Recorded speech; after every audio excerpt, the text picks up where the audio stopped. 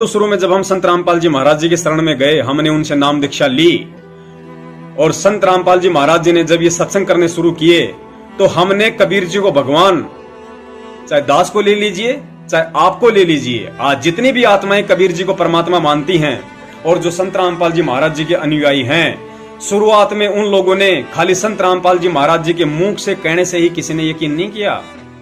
संत रामपाल जी महाराज जी ने अपने मुख कमल से बोल दिया कि Kabir is God, Kabir is God, Kabir is God, तो किसी ने यकीन नहीं किया कि संत रामपाल जी महाराज जी सही बोल रहे हैं, जबकि नाम दीक्षा भी ले चुके थे। लेकिन हमने कब माना कि कबीर इज गॉड? जब उन्हीं संत रामपाल जी महाराज जी ने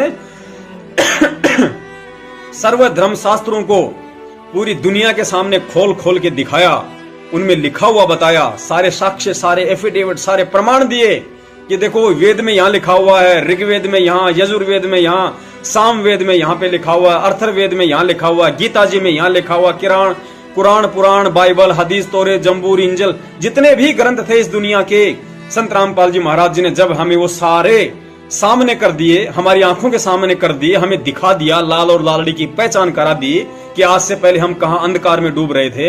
हमारी तत्व ज्ञान वाली जो आंखें थी परमेश्वर ने खोली और उन शास्त्रों को देख के, उन शास्त्रों में लिखा हुआ देख के आप और हमें यकीन हुआ कि वास्तव में कबीर इज गॉड और संत रामपाल जी महाराज जी जो बोल रहे हैं वो सत्य है। तो पुण्यात्माओं, जब हमने कबीर जी को भगवान खाली संत रामपाल जी महाराज जी के मुख कमल से कहने से नहीं माना, जब उन्होंने 100 सबूत दिखाए तो हमने माना। तो आज आप लोग सतलोक आश्रम मैनेजमेंट हरियाणा के मुख से बोले हुए आदेशों को क्यों सत्य मान रहे हो, जो कि परमेश्वर के ज्ञान से मेल नहीं खाते, कोसों दूर हैं, कोसों दूर। जब आप संत रामपाल जी महाराज जी के कहने से कबीर जी को भगवान नहीं माना आपने, तो आज आप सतलोक आश्रम मैनेजमेंट हरियाणा के कहने से ये उवाबाई क्यों स्वीकार कर रहे हो? इसका मतलब आप लोगों को ज्ञान नहीं है, आप लोगों को ज्ञान नहीं है और आप लोग काल प्रेरित आत्मा है। बंदी छोड़ पूर्ण परमेश्वर सतगुरु संत रामपाल जी महाराज की जय हो। परमात्मा सभी प्यारी आत्माओं को कानपुर से रामचंद्र दास की ओर से सत साहिब। भगत भाइयों, ये देख लीजिए, पवन ठग काल का दूत, ये गिरगिट की तरह रंग बदलता है। जब ये पवन ठग मेरठ में था या मेरठ के पहले, तब देखिए क्या बोलता था। तब कहता था कि हम लोग से कबीर साहब को परमात्मा नहीं मानते थे। संत रामपाल जी महाराज ने जब सैकड़ों सबूत दिखाया तब हमने उनको परमात्मा माना। हमने संत रामपाल जी महाराज की बात नहीं मानी, हमने मानी जब उन्होंने सबूत दिखाए, तब हम जाना कि सभी कबीर परमात्मा है, सारे शास्त्रों का प्रमाण दिखाया। ये देख लो, खुद गद्दार बोल रहा है। तो यहाँ तो इसने स्वयं साबित किया कि कबीर साहब अलग और संत रामपाल जी महाराज जी अलग हैं। और ये कब बोला है? मेरठ के पहले, यानी कि 2018 में।